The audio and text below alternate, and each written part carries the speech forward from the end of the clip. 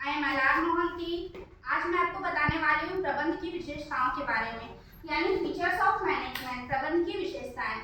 तो प्रबंध की विशेषताएं क्या होती है? पहली विशेषता है आपका management is goal oriented process, यानी प्रबंध उद्देश्य प्रधान प्रक्रिया है।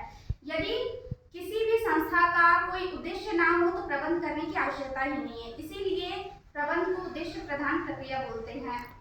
अगर उद्देश्य होगा तभी उसमें प्रबंध किया जाएगा, इसलिए प्रबंध को उद्देश्य प्रधान प्रक्रिया बोलते हैं।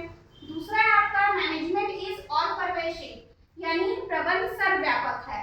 हम किसी भी क्षेत्र में चल जाए, व्यापारिक या गैर व्यापारिक, हर क्षेत्र में हमें प्रबंध की आवश्यकता पड़ेगी। हर क्षेत्र में हमें मैनेजमेंट करना ही पड़ेगा। किसी भी काम को सही तरीके से करने के लिए हमें मैनेजमेंट करना ही पड़ता है। अगर वो गैर व्यापारिक हो तो भी मैनेजमेंट करना पड़ेगा, व्यापारिक हो तो भी मैनेजमेंट करना पड़ेगा। इसीलिए प्रबंध को सर्वव्यापक कहा जाता है, क्योंकि प्रबंध का यूज हर एक क्षेत्र में होता है। तीसरा है आपका management is a continuous process, प्रबंध एक सतत प्रक्रिया है। प्रबंध एक सतत प्रक्रिया, यानी सतत का अर्थ होता है लगातार, कंटिन्यू।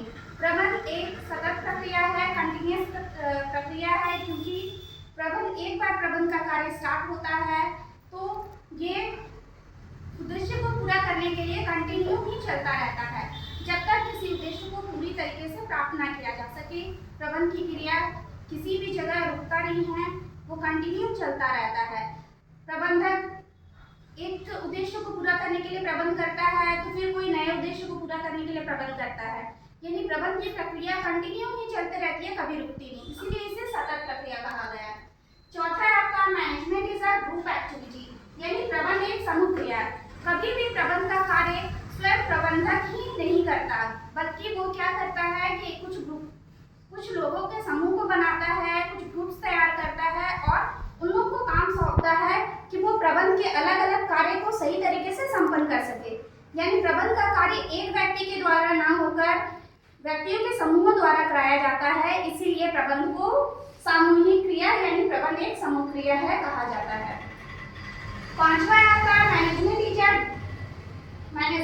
डायनामिक फंक्शन, यानी प्रबंध एक गतिशील कार्य है। डायनामिक फंक्शन यानी गतिशील कार्य का होना। तो प्रबंध की क्रिया कंटिन्यू चलते रहती है, तो उसमें क्या होता है कि कभी कभी कुछ परिस्थिति, कुछ सिचुएशन के अनुसार उसमें कुछ चेंजेस किए जाते हैं, कुछ बदलाव किए जाते हैं या फिर कुछ नए प्रोग्राम्स लाए जाते हैं। इसके बावजूद भी प्रबंध का कार्य रुकता नहीं है, बल्कि वो गतिशील ही रहता है। कोई नया कार्य आता है फिर उसमें जुड़ता है, फिर भी वो गतिशील ही रहता है। परिस्थिति के अनुसार अगर कुछ चेंजेस भी किया जाए फिर भी प्रबंध के कार्य को रोका नहीं जाता, वो कंटिन्यू चलता रहता है, गतिशील अवस्था में रहता है, रुक रुक कर इसमें कार्य नहीं किया जाता, इसीलिए इसे गतिशील कार्य यानी डायनामिक फंक्शन कहते हैं। प्लीज चैनल को लाइक करें, सब्सक्राइब करें। जय हिंद।